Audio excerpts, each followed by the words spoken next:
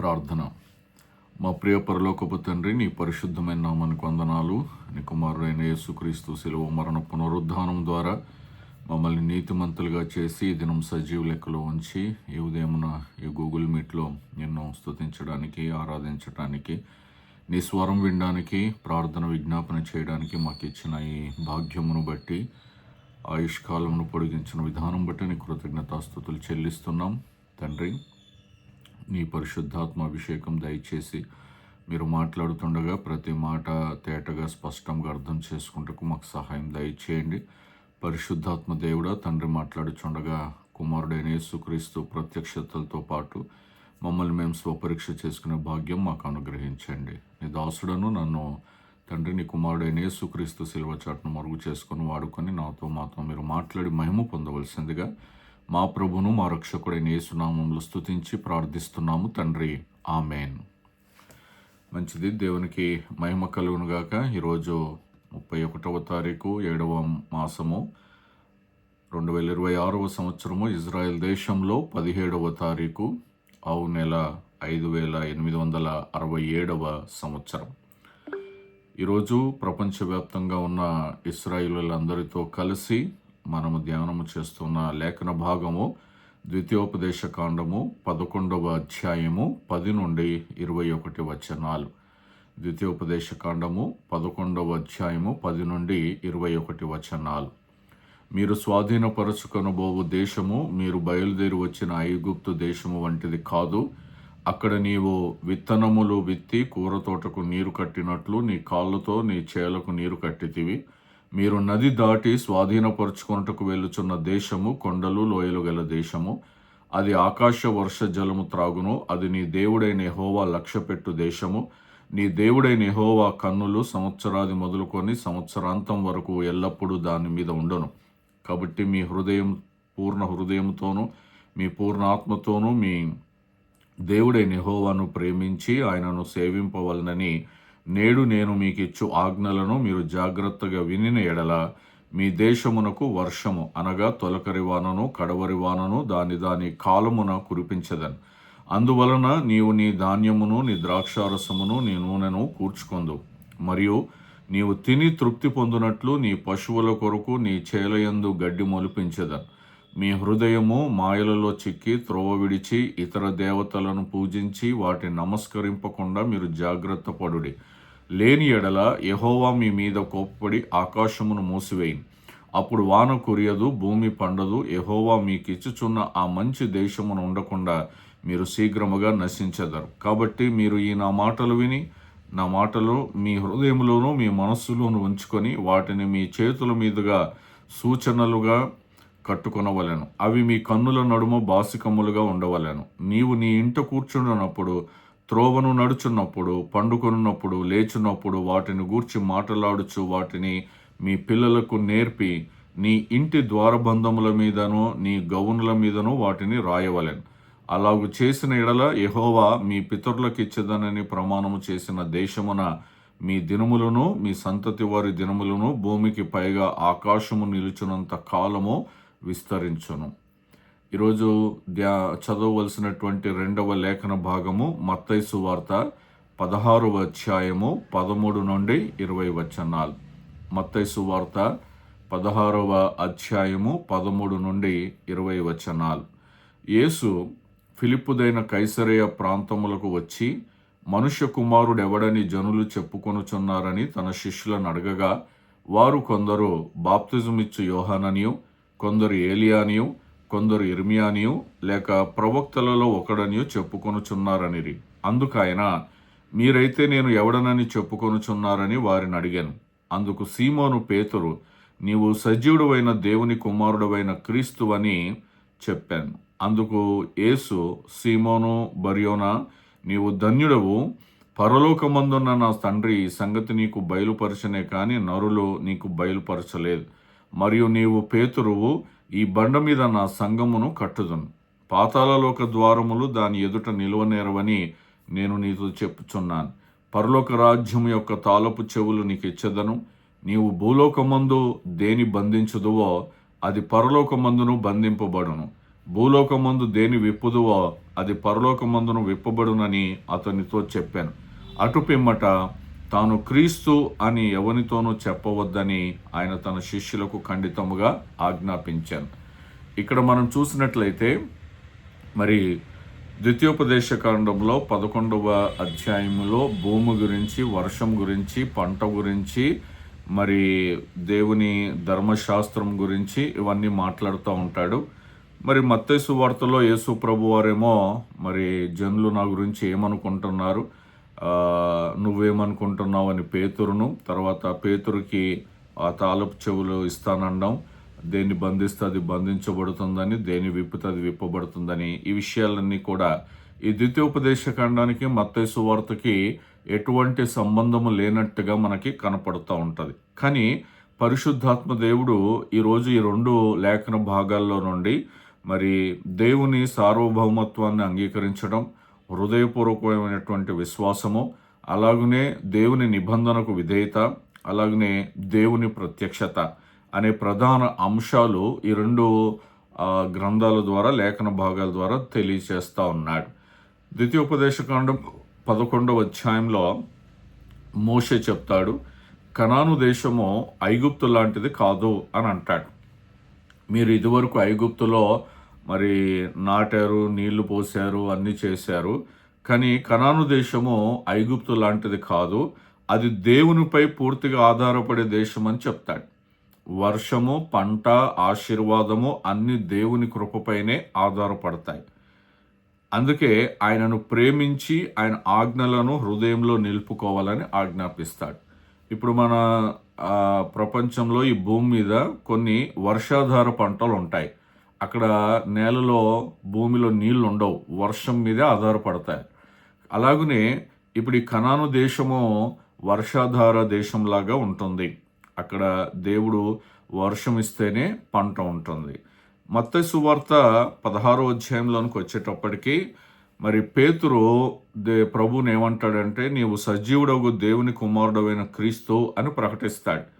మరి అప్పుడు యేసు ప్రభు అంటాడు, నీవు ధన్యుడవు, పరలోకమందున నా తండ్రి సంగతి నీకు బయలుపరచనే గాని నరులు నీకు బయలుపరచలేదు అని అంటాడు. అంతర్లీనంగా ఈరోజు కొంచెము లోతుగా వెళ్ళి దేవుని వాక్యాన్ని 2 లేఖన భాగాల్లో నుండి పరిశుద్ధాత్మ సహాయము ద్వారా మనం తెలుసుకుందాం. మొదటిది దేవుని పైన ఆధారపడే జీవితం. మరి ద్వితీయోపదేశకాండంలో ఇంతకుముందు నేను చెప్పినట్టుగా కనాను దేశము ఐగుప్తు లాంటి దేశము కాదు, అది దేవుని పైన పూర్తిగా ఆధారపడే దేశము. ఆ దేవుని పైన ఆధారపడాలి అని అంటే దేవుణ్ణి ప్రేమించాలి, ఆయన ఆజ్ఞల్ని హృదయంలో నిలుపుకోవాలి. మరి వర్షం అంటే గెషెం, హీబ్రూలో గెషెం. ఈ వర్షము అనేది దేవుని కృపకు చిహ్నంగా ఉంటుంది, దేవుని కృపకు చిహ్నంగా ఉంటుంది. ఇప్పుడు చూడండి, మొన్నటి వరకు మన దేశంలో మరి వర్షాలు లేక చాలా ఇబ్బంది పడ్డారు రైతులు. ఆకాశం వైపు చూస్తూ మరి చాలామంది విత్తనాలు చల్లి బకెట్లతో నీళ్లు పోసిన సందర్భాలు కూడా ఉన్నాయి. అంటే వర్షము ఒక దేశానికి ఎంత ప్రాముఖ్యమైన విషయమో మనకు అర్థమవుతా ఉంది. అయితే ఆ వర్షము మనుషులు సృష్టించలేరు, మానవ ప్రయత్నాలు జరిగాయి. కొన్ని రసాయనాలు విమానాల ద్వారా ఆకాశంలోనికి తీసుకెళ్లి ఆకాశంలో చల్లడమో, కొన్ని రకాలుగా మరి ఈ అరబ్ దేశాలు కొన్ని ప్రయత్నాలు చేశారు వర్షం కోసం. కానీ అది మానవ ప్రయత్నంతో సఫలమయ్యేది కాదు, అది పూర్తిగా దేవుని మీద ఆధారపడాల్సినటువంటి విషయం. దేవుని కృపకు వర్షం అనేది చిహ్నం. అయితే ఇప్పుడు యాకోబు పత్రిక 1వ అధ్యాయం 17వ వచనంలో మరి వర్షం ఎలాగో దేవుడి దగ్గర నుండి దేవుడు అనుమతిస్తే వస్తుందో, యాకోబు పత్రిక 1వ అధ్యాయం 17వ వచనంలో శ్రేష్టమైన ప్రతి ఈవియు సంపూర్ణమైన ప్రతి వరమును పరసంబంధమైనదై జ్యోతిర్మయుడగు తండ్రి యొద్ద నుండి వచ్చును. ఆయన యందు ఏ చంచలత్వమైనను గమనాగమనముల వలన కలుగు ఏ ఛాయ అయినను లేదు అని అంటున్నాడు. ప్రతి శ్రేష్టమైన ఈవి కూడా మరి అది సంపూర్ణమైన ప్రతి వరము పరసంబంధమైనదై దేవుడి దగ్గర నుండే వస్తుంది. ఏ శ్రేష్టమైన ఈవైనా సరే అందులో వర్షము అనేది చాలా ప్రాముఖ్యమైన అంశము. దేశం మనుగడ సాగించాలి అని అంటే వర్షాలు కంపల్సరీ పడాలి. కాబట్టి వర్షము అనేది దేవుని కృపకు సాదృశ్యముగా ఉంది. యోహాను సువార్త 15 అధ్యాయం 15 వచనంలో, ద్రాక్షావల్లిని నేను, తీగలు మీరు, ఎవడు నా యందు నిలిచి ఉండునో నేను ఎవని యందు నిలిచి ఉండునో వాడు బహుగా ఫలించును, నాకు వేరుగా ఉండి మీరేమీ చేయలేరు. నేను ఫలించాలి అనంటే వర్షం అవసరం. ఈ వర్షం ఏ వర్షమో అనంటే వాక్యపు వర్షం. ఈ వాక్యపు వర్షం నాకు అవసరం కాబట్టి నేను ప్రభువునందు నిలిచి ఉండాలి. ప్రభు నాకు వర్షం అనుగ్రహిస్తాడు కాబట్టి ప్రభువునందు నేను నిలిచి ఉండాలి. చూడండి, కొంతమంది చిన్నపిల్లలు వర్షం పడితే వర్షంలో ఉండాలని ఆశపడతారు, వర్షంలో ఆడుకోవాలని ఆశపడతారు. మరి ఆధ్యాత్మికంగా పెద్దలమైనటువంటి మనము ఆ యేసు ప్రభు యొక్క వాక్యం అనే వర్షంలో మనం తడిసిపోవాలి. ఆయన యందు నిలిచి ఉండాలి. వర్షానికి బయట ఉంటే ఎలాగుంటామో, వర్షం లోపల ఉంటే ఎలాగుంటామో ఆధ్యాత్మికంగా తెలుసుకోవాలి. పిల్లలు సంతోషిస్తారు వర్షంలో ఉన్నప్పుడు. చూడండి, వర్షం పడుతుంటే వర్షంలో తడవకుండా ఇంట్లో ఉండి కిటికీలో నుండి చూస్తే వాళ్ళకు ఆనందం ఉండదు. ఎప్పుడైతే వర్షంలోకి వెళ్ళి తడుస్తారో వాళ్ళు కేరింతలు కొడుతూ గంతులు వేస్తూ ఉంటారు. అలాగనే మనము వాక్యపు వర్షములో ఆనందించాల్సిన వారముగా ఉండాలి. నాకు వేరుగా ఉండి మీరు ఏం చేయలేరు అని అంటున్నాడు. కాబట్టి దేవుని మీద ఆధారపడే జీవితము ప్రతి క్రైస్తవుడు కలిగి ఉండాలి. నా అంతటా నేను చేసుకుంటానంటే నీ అంతటా నీవు వర్షం కురిపించుకోలేవు. ఇది మనం గుర్తించాలి. రెండవది, హృదయములో దేవుని వాక్యం.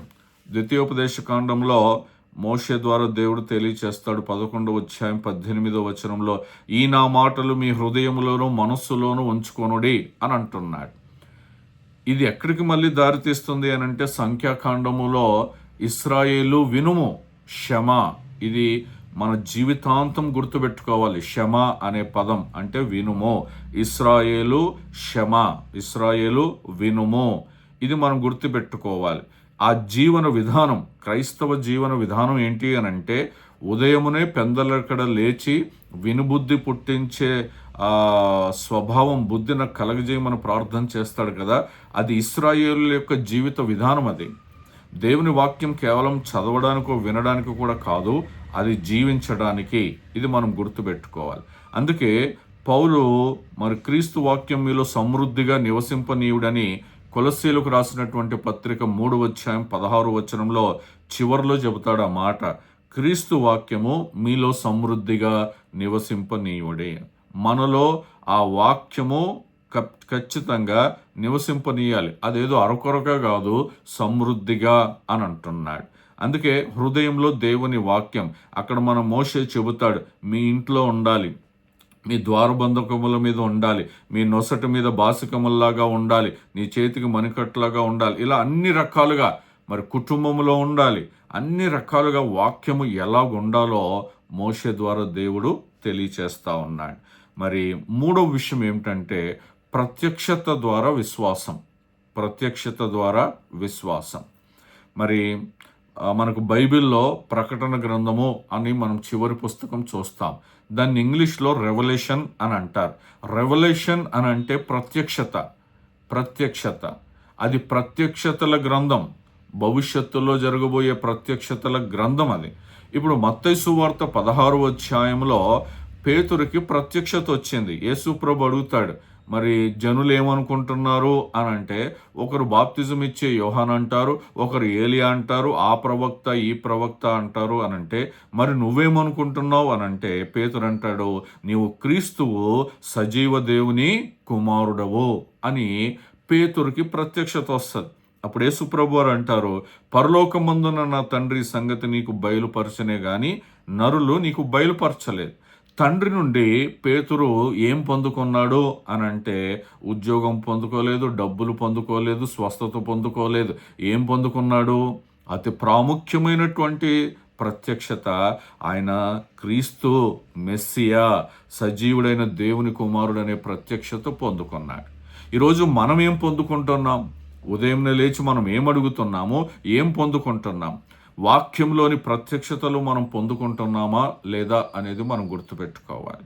మోషే కొండ మీదకి ఎక్కి వచ్చిన తర్వాత అతని ముఖము వెలిగిపోయింది. జనులు చూసి ఆశ్చర్యపోయారు. ఇతడు దేవుణ్ణి చూచాడు, దేవునితో మాట్లాడాడు. మనకు ఆ స్వభావం రావాలి. దేవుని ప్రత్యక్షతలు మనం పొందుకోవాలి. యూదులు వాళ్ళ దృక్కోణంలో, యూదుల విశ్వాసంలో దేవుని ప్రత్యక్షత లేకుండా ఒక మనిషికి నిజమైనటువంటి జ్ఞానము రాదు అని భావిస్తారు వాళ్ళు. నేను మొన్న చెప్పాను, అబ్రహాం లింకన్ మొదటి అమెరికా అధ్యక్షుడు. అతడు ఏమన్నాడు? దేవుని వాక్యము లేకుండా దేశమును పరిపాలించుట అసాధ్యం అన్నాడు. అంటే దేవుని రాజ్యమును పరిపాలించే ఆ జ్ఞానము దేవుని వాక్యము ద్వారానే వస్తుంది. ఆ ప్రత్యక్షత లేకుండా నేను రాజ్యాన్ని పరిపాలించలేను అని అంటాడు. కాబట్టి మరి మోషేకు సీనాయి కొండ మీద ధర్మశాస్త్రము తోరా ప్రత్యక్షతగా ఇవ్వబడింది. అలాగునే పేతురుకి కూడా మరి సత్యం అంటే క్రీస్తు అనే ప్రత్యక్షత వెల్లడపరిచింది. ఈ రెండు, మోషే అక్కడ ధర్మశాస్త్రం అనే ప్రత్యక్షత పొందుకున్నాడు, ఇక్కడ క్రీస్తు అనే ప్రత్యక్షత పేతురు పొందుకున్నాడు. కొరింథీయులకు రాసినటువంటి మొదటి పత్రిక 2వ అధ్యాయంలో 10, 11, 12 వచనాలు.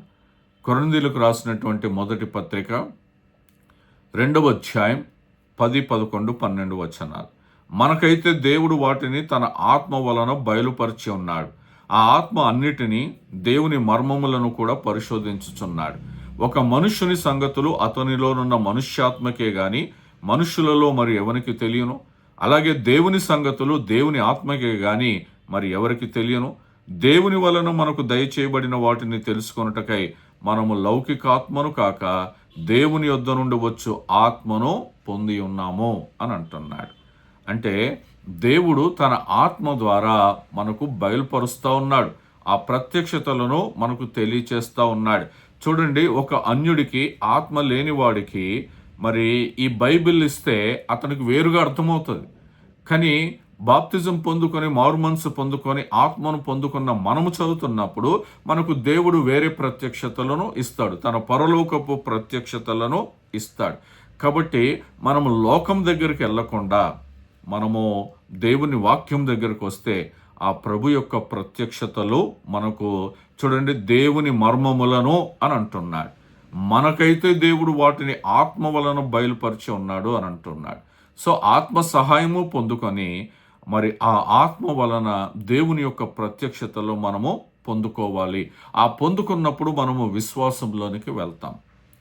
ఆ వాక్యమే ఆ వినుట వలన, చదువుట వలన ప్రభువుని విశ్వసిస్తూ ఉంటాం. 3 విషయాలు మనం చూసుకున్నాం: దేవునిపై ఆధారపడే జీవితం, హృదయంలో దేవుని వాక్యం, ప్రత్యక్షత ద్వారా విశ్వాసం. 4వది నిబంధన ప్రజలు, విశ్వాస సమాజం. నిబంధన ప్రజలు, విశ్వాస సమాజం. ద్వితీయోపదేశ కాండం 11వ అధ్యాయంలో మోషే ఏం చెప్తాడు అనంటే, దేవుని వాక్యాన్ని పిల్లలకు బోధించాలి, ఇంట్లో మాట్లాడాలి, చేతికి నుదుటికి గుర్తుగా ధరించాలి అని అంటాడు. ఇది చాలా ప్రాముఖ్యమైన విషయం. ఇంట్లో దేవుని మాటలు వినపడాలి, దేవుని పాటలు వినపడాలి, ఇంట్లో మాట్లాడుకోవాలి. ఇది చాలా ప్రాముఖ్యమైన విషయం. ఇది తరతరాలకు దేవుడు ఆజ్ఞాపిస్తున్నటువంటి విషయం. ఇది కుటుంబ కేంద్రీకృత విశ్వాస జీవితం. ఆ విశ్వాసం ఎలా వస్తుంది? వాక్యం ద్వారా వస్తుంది. ఆ వాక్యము ఎప్పుడు కూడా ఇంట్లో వినిపిస్తూ ఉండాలి, ఇంట్లో చదువుతూ ఉండాలి. ఇది దేవుడు కోరుకుంటున్నాడు. మత్తయి సువార్త 16వ అధ్యాయం 18వ వచనంలో ఈ బండ మీద నా సంఘము కట్టుదును అని అంటున్నాడు. ఈ బండ మీద నా సంఘము కట్టుదును. ఇది చాలా ప్రాముఖ్యమైన విషయం. పాత నిబంధనలో ఇశ్రాయేలు ఆ ధర్మశాస్త్రపు నిబంధన మీద కట్టబడినటువంటి సమాజం. దేవుడు ధర్మశాస్త్రం ఇచ్చి దీని ప్రకారం జీవించండి అని అంటున్నాడు. ఆ ధర్మశాస్త్రం మీద కట్టబడినటువంటి జీవితం. నూతన నిబంధనలో విశ్వాసుల సమాజము కూడా దేవుని ప్రత్యక్షత వాక్యము మీద నిర్మించబడుతుంది. సంఘం ఇచ్చాడు దేవుడు. ఎందుకు? ఆడుకోవడానికి కాదు, పాడుకోవడానికి కాదు. అక్కడ దేవుని ప్రత్యక్షతలో మనం పొందుకుంటాం, దేవుని మాటలు వినిపించబడతాయి. కాబట్టి నిబంధన ప్రజలు, విశ్వాస సమాజం, ఇది చాలా ప్రాముఖ్యమైనది. 4 విషయాలు మరల జ్ఞాపకం చేస్తున్నాను.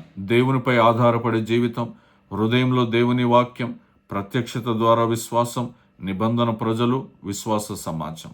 5వది, అధికారానికి మూలము దేవుని ప్రత్యక్షత. దేవుని ప్రత్యక్షత లేకపోతే నాకు అధికారం లేదు. ఇప్పుడు పేతురు ఎలా బహిరంగంగా ధైర్యంగా ప్రకటించాడు అనంటే అతనికి క్రీస్తు ప్రత్యక్షత పొందుకున్నాడు. ఆ పొందుకోవడము, ఆ తర్వాత ఆ క్రీస్తు పునరుద్ధానుడైనటువంటి క్రీస్తును వాళ్ళు చూశారు. దాని ద్వారా అధికారముతో, ధైర్యముతో దేవుని వాక్యమును ప్రకటించారు. ఇంకొక అధికారం ఏమిటి అనంటే మత్తయి సువార్త 16వ అధ్యాయంలో పరలోకపు తాళపు చెవులు ఇవ్వబడ్డాయి. పరలోకపు తాళపు చెవులు. మీరు దేనిని బంధిస్తే అది బంధించబడుతుంది, దేని విప్పితే అది విప్పబడుతుంది. ఇది అధికారానికి సాదృశ్యముగా ఉంది. యూదుల దృష్టిలో కట్టుట, విప్పుట ఇది వాళ్లకు ధర్మశాస్త్రాల్లో వాళ్ళు తీసుకునే నిర్ణయాలకు ఉపయోగించబడతాయి. కట్టుట, విప్పుట. ఇప్పుడు అదే భాషను యేసు ప్రభు ఉపయోగిస్తున్నాడు. మీకు బైబిల్ స్టడీలో కూడా చెప్పాను. యేసు ప్రభు వారు ఉపయోగించినటువంటి ఉపమానాలన్నీ కూడా యూదుల సాంప్రదాయంలో ఉన్నటువంటి, యేసు ప్రభు ఏం మాట్లాడినా, ఏ ఉపమానాలు చెప్పినా వాళ్లకు సంబంధించిన ఆచార వ్యవహారాలు ద్వారా, అందులో నుండి చెప్పటము ద్వారా వాళ్ళకి సబ్జెక్ట్ ఈజీగా అర్థమవుతూ ఉంటుంది. ఇప్పుడు కట్టుట, విప్పుట అనేది కూడా వాళ్ళ భాషలో ఒక వ్యవహారిక భాషలాగా దాన్ని ఉపయోగిస్తూ ఉంటారు. ఇప్పుడు మనకు కొన్ని పదాలు ఊత పదంగా ఉంటాయి. అలాంటిదే వీళ్ళకు కూడా కొన్ని పదాలు ఉంటాయి. అలాంటి భాషను ప్రభు ఉపయోగిస్తూ దేవుని చిత్తానికి అనుగుణమైనటువంటి ఆధ్యాత్మిక అధికారాన్ని సూచిస్తున్నాడు. మీరు దేన్ని బంధిస్తే, దేన్ని కడితే, మీరు దేన్ని విప్పితే అని దేవుడు తన ప్రత్యక్షతలను వాళ్ళకు తెలియచేస్తూ ఉన్నాడు.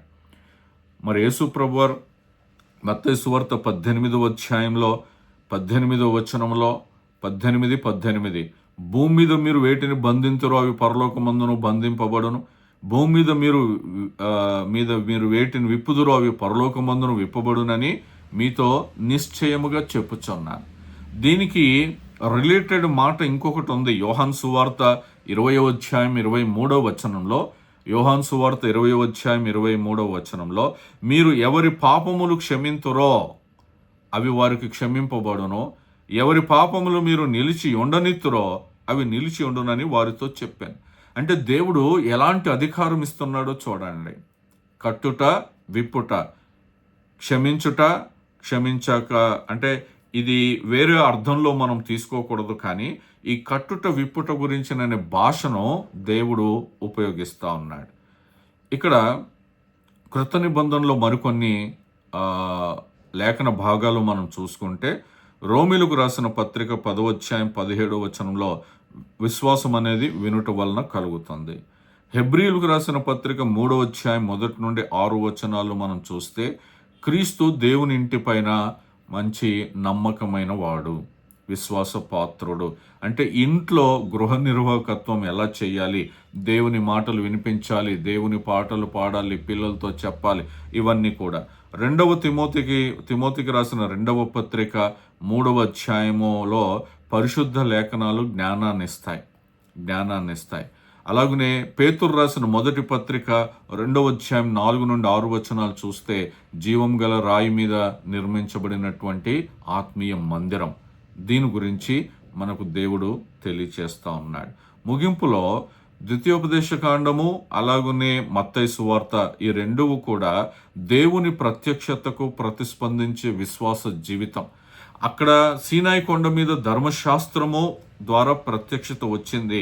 నువ్వు ఎలాగుండాలి, ఏం చేయాలి, ఏం చేయకూడదు, ఎలా వెళ్ళాలి, ఎక్కడికి వెళ్ళాలి, అన్నీ కూడా అందులో ఇస్తూ ఉంటే దేవుడు ఇచ్చాడు. దానికి నీ ప్రతిస్పందన ఏమిటి, అది దేవుడు ప్రశ్నిస్తున్నాడు. ఇప్పుడు క్రొత్త నిబంధనలో మరి మనము దేవుని వాక్యం మనకి ఇచ్చాడు, వాక్యంతో పాటు ప్రత్యక్షతలో కూడా ఇచ్చాడు. ఇప్పుడు నా ప్రతిస్పందన ఏంటి, నా విశ్వాస జీవితము ఏంటి, ఎలాగుండాలి అనేది ప్రశ్న ఈరోజు ఈ 2 లేఖన భాగాల ద్వారా. నిబంధన ప్రజలు దేవుని వాక్యములో దేవుని వాక్యాన్ని హృదయములో దాచుకొని తమ కుటుంబాలకు బోధిస్తూ ప్రతి ఆశీర్వాదము దేవుని నుండే వస్తుందని గుర్తించుకొని జీవించాలని మనం పాత నిబంధనలో చూసాం. ఏది ద్వితీయోపదేశ కాండంలో. అది హృదయంలో దాచుకోవాలి, కుటుంబాలకు బోధించాలి, ప్రతి ఆశీర్వాదం కూడా దేవుని నుండే వస్తుందని మనము గుర్తు చేయాలి, గుర్తుంచుకోవాలి. క్రొత్త నిబంధనలో పేతురు చేసినటువంటి విశ్వాస ప్రకటన, నీవు క్రీస్తువు అన్నది మనకి ఏం జ్ఞాపకం చేస్తుందంటే, ఇది నరమాంస కలిగినటువంటి వాళ్ళు ఎవరు కూడా దీన్ని బయలుపరచలేరు. ఇది ఆత్మ ద్వారా దేవుడు ప్రత్యక్షతను ఇచ్చాడు. ఇది మనం గుర్తుంచుకోవాలి. కాబట్టి నా జీవితంలో నాకు వస్తున్నటువంటి ప్రత్యక్షతలన్నీ కూడా ఇది మనుష్య జ్ఞానంతో కాదు, దేవుని జ్ఞానంతోనే వస్తుంది. కాబట్టి 2 భాగాలు, ద్వితీయోపదేశ కాండము అలాగనే మత్తయి సువార్త, వాక్యానికి విధేయత, దేవునిపైన ఆధారపడుట, ప్రత్యక్షత ద్వారా కలిగే నిజమైనటువంటి విశ్వాసం అనే అంశాలకు ముడిపడి ఉంటుంది. ఈరోజు నేను వాక్యానికి విధేయత చూపిస్తున్నానా? వాక్యం ఎలా చెబుతుందో అలా ఉండడానికి నేను కనీసం ప్రయత్నం అన్నా చేస్తున్నానా? దేవునిపైన ఆధారపడుతున్నానా? దానికి ఎగ్జాంపుల్ వర్షం. మోషే అంటాడు కదా, ఐగుప్తు లాంటిది కాదు నువ్వు వెళ్ళే దేశం, అది అక్కడ దేవుడు వర్షం అనుగ్రహిస్తేనే అక్కడ పంటలు పండుతాయి.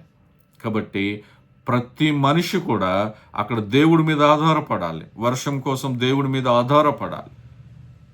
ఈరోజు నువ్వు దేవుడి మీద ఆధారపడుతున్నావా? నీ ఉద్యోగము, నీ వ్యాపారము, నీ చదువు మీద ఆధారపడుతున్నావా? నీ విశ్వాసము ఎలాంటి విశ్వాసం? దేవుని ఆత్మ ద్వారా వచ్చే ప్రత్యక్షతలతో వస్తున్నటువంటి విశ్వాసమా? లేకపోతే నీ కలుగున్న దాన్ని బట్టి నేను ఏదైనా చేయగలననే అతి విశ్వాసం ఉందా? ఇది మనం ప్రశ్నించుకోవాలి. వాక్యము శరీరధారి అయి ఈ లోకానికి వచ్చి తన్ను తాను ఈ లోకానికి చూపించుకున్నాడు. ఈరోజు వాక్యం ద్వారా ప్రతిరోజు తనను చూపించుకుంటున్నాడు. ఆ ప్రభువుని చూద్దాం, ఆ ప్రభువు మాటలు విందాం, అధికమైన విశ్వాసంలోనికి వెళ్ళి దేవుని మీద ఆధారపడి వాక్యానికి విధేయత చూపించి దేవుని నుండి ఆ పరసంబంధమైన ప్రతి శ్రేష్ఠ ఈవిని మనం పొందుకుందాం. ఆ కృప దేవుడు మనకు దయచేయునుగాక. ఆమెన్.